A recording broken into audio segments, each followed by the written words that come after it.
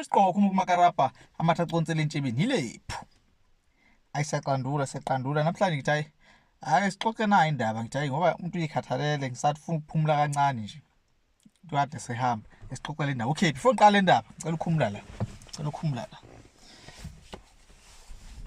la. Okay, sengiright no. Uphela ezinye izinto zibuye zibe controversial bese ngathi umuntu ukhulume ngenhlangano umeke umuntu ukhathele ngizama ukuphumula kancane. Hayi indaba la. Nasixoxa indaba le yamaJuda nama-Israyeli yonke lonto leyo yokuthi baflood umhlaba nayi indaba la South Africa nje history asithi nje amaJuda to be specific njoba ke sibona lenkinga ke ela South Africa ngathi impela ke cha yasiflada nakwamanye amazwe umhlaba wonke nje impela ukuthi what is actually going on kwenzakalani la so ithi yena manje if ngesikhathi makhuluma ugqoke into yeqembu ke ugcina usheshe ujajeke because of into eyiqokile so kungcono kona uyibeke eceleni yeah kuze sikhulume nje umuntu abe innocent my commenter saba ne-Anglo Boer War eqala la ngo-1880 to 1881 la kwakulwa khona amangisi namabhunu yeah okay yashesha phela ke okay saphinde futhi saba wathi asiyeke lento le 1884 siya ku-Berlin conference ya last almost ngicabanga about 3 months yeah we also siyophela 1884 to 1885 uqala la ke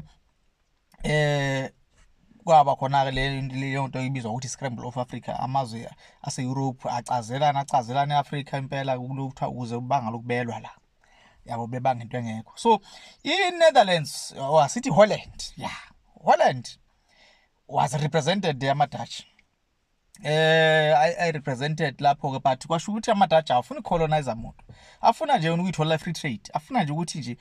ningikhumbule nami bengikhona eBerlin conference ningaloku ningibangisa ngifuna ukutrade nje kuphela mina ngifune yabo nje phela kungabi nenkinga yile yocolonizer angikho kuyona manje ka abonta mangisa take khona ngoba manje ama-Dutch athi afuna ucolonizer kodwa manje nawa ayasihlupha la South Africa azibiza ngama-Afrikanera asewona ama-Dutch lawa asema-Afrikanera amabhunu hayi manini man asisuse man vele ama-Dutch awangeni ama-Dutch ngempela hayi impela ke uyasuka kwi-Anglo Boer War yesibili ngo-1889 zazawushaya ngo-1902 uthi nje yalo azithi nje mhlawumbe lawo 3 years kanje yabo labonta ayikhona bafana siyaqedana manje asihlanganeni manje esibe munye uyabo lonto asibe munye manje kuze silungise kahle lento okay ngifuna ukunitshengisa ubungozi bamaJuda mina yabo angithi la kulwa amagesi namabhunu kodwa amaJuda akwazi wona ukuthi okay amaJuda side lamangisi amaJuda hamba namangisi all the time kwasuka ke ngalonyaka lokuthiwa ke u1906 ke lo abaningi bazowazi ke lonyaka ukuthi ubhambatha kamancenza ke bathi let the rebellion kwakuphethe uDinizulu ngaleso sikhathi Dinizulu wathatha kusame samncane naye ke ngenxa kacetshwayo ke yokuhlunyezwa kakhulu ke amangisi naye wabona wangena semncane naye waza kuthola ukuphumula kweDinizulu so ke ngena lento nje ngo1906 bevele Dinizulu sekhonjwe ngomunwe kuthiwa yeyisikhathela indaba yakho so ke wangena kubhambatha kamancinza athi asikwazi ukuthi wathulisa isilo nathi sizothula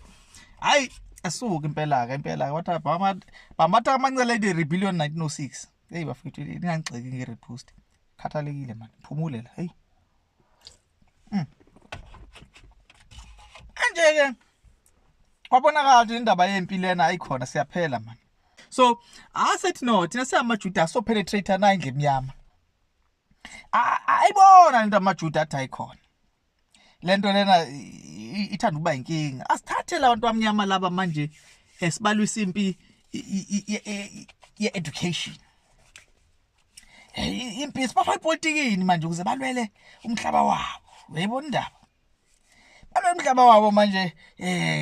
ngepolitiki ngoba manje le yabo yokuthi bathatha imkhonto bafuna uzosigwaza sithi sahlezi kahle nje basesiyahlasela kanti le politiki ba right ngoba bazofundiswa yithina yebasibhithe thina omaster balento thina sisungula ipolitiki hayi na ngempela ke babangena hawo John Langalibali le Dube ngicanga ukuthi no John Dube owayengafika kanjani azawufunda le ku US US phela yamajuda phela ngicanga ukuthi US bebevele neEngland inakhohle hayi tato Prislisa Isaka Seme bathaye bafunde lapha ngoba bengafundile bayingozi hayi babafaka bagcisha imfundo basebuya labafundileke bazofuna ukuphatha laba abangafundi manini lento soyilwa kahle ngomthetho lalani imithetho eminingi ke yashicelwa ngo 1912 Land Act 1912 ashicelwa Land Act lapho ngo 1912 ningitsheleke ukuthi ke ngala kwasungulwa ANC ngala kwashicelela Land Act angithi manje ziyasuka manje la ekuthenini angithi 1912 ANC 1912 Land Act 1913 kanjalo kodwa no manje ke ayisiyeke le ndaba yo Land Act le yelukhu njalo yokulwa ngemkhonto lesi so bashaya ngencwadi manje asisicele imithetho le bawulwa nayo imithetho kuzokubuya uJesu ngoba le mkhonto yabo le eyingozi basiqeda lapha abalawuleki funa balawula ngelokhu ke manje singakhohlwa ukuthi indaba ke ye politiki la South Africa ke yaqhamuka nkosi yami no Ernest Oppenheimer ya niyamazi ku Ernest Oppenheimer lalani ke ama Oppenheimer lalana ama Oppenheimer ya kama Ernest Oppenheimer naya wabe meyoqala seKimberley wayithola ama diamond lapha esebenzela iMelika kanjalo futhi iMelika seMelika yiyo futhi efundisa ama leaders ethu politiki hayibo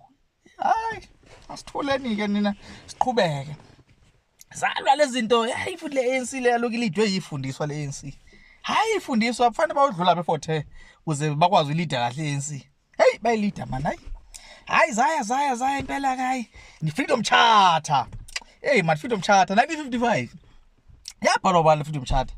hayi bawakhomba abaziyo khona baziyo phela abafundi abazi bakhomba amajuda okuthiwa ibhala hey bena wayiseyibala lapho phakathi nawo tayo yonke ohlala khona hayi yathi ANC no se adopta nalo ndi right 59 yathi PAC kahle hayi ngeke freedom charter hayi thina sihlangane freedom charter thina sifuna umhlaba kube wethu thina abantu bamnyama bangenapha belungu base belapha ethene ku-ANC khona nabaqhamukayo abathi hayi isudu yoqala ekaMandela leya kuleya video yakhe yodumo loqala isudu leya wayithole kuma Oppenheimer asazi asinayo okay after that impela ke wayesegxishe ngala khongolo samajuda impela athi nabo Helen Suzman ngala bakhona nabo ibizwa ngani konje leya ka Suzman leyilwa nobandlululo lena yayilwa neapartheid ka Helen Suzman ibizwa ngani man hey madodana lento ziyaphuma ekhanda but ke amajuda lawo Helen Suzman amajuda nayi problem if labo bantu bebecindezelwe emabhunu bengadlala amabhunu manje indlela babuka ukuthi wobani esingabasebenzisa zesilwe lempi yethu bafuna ukuze phela bathole lento kuthiwa majority nabo bafuna abantu abazobala isimpi babona nawo abantu bamnyama abalwi bangena ngala abantu bamnyama kamajuda bathi ngeke siyenze lutho lempile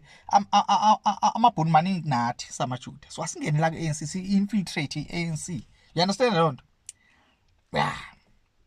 Helen Suzman bazama impela ngoba ngothi uyalandela hayi banconywe Helen Suzman labo no Helen Zille naba beyintatheli hayi ke manini ke ngose siqale ngo Helen Zille ke ukuhlala kahle ke manje silanda umlando wa Helen Zille Helen Zille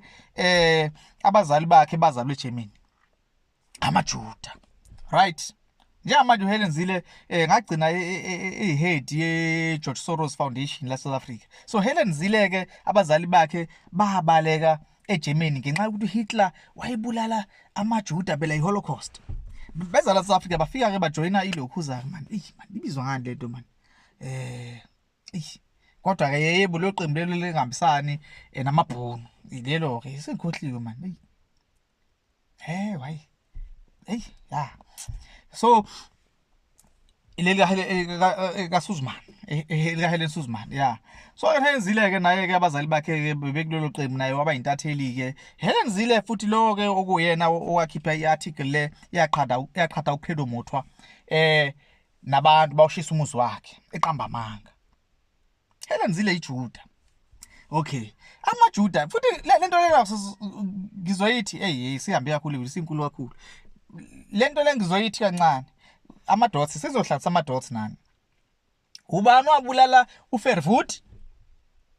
Abanye bazosho abamazi bathi uDimitrius Offenders.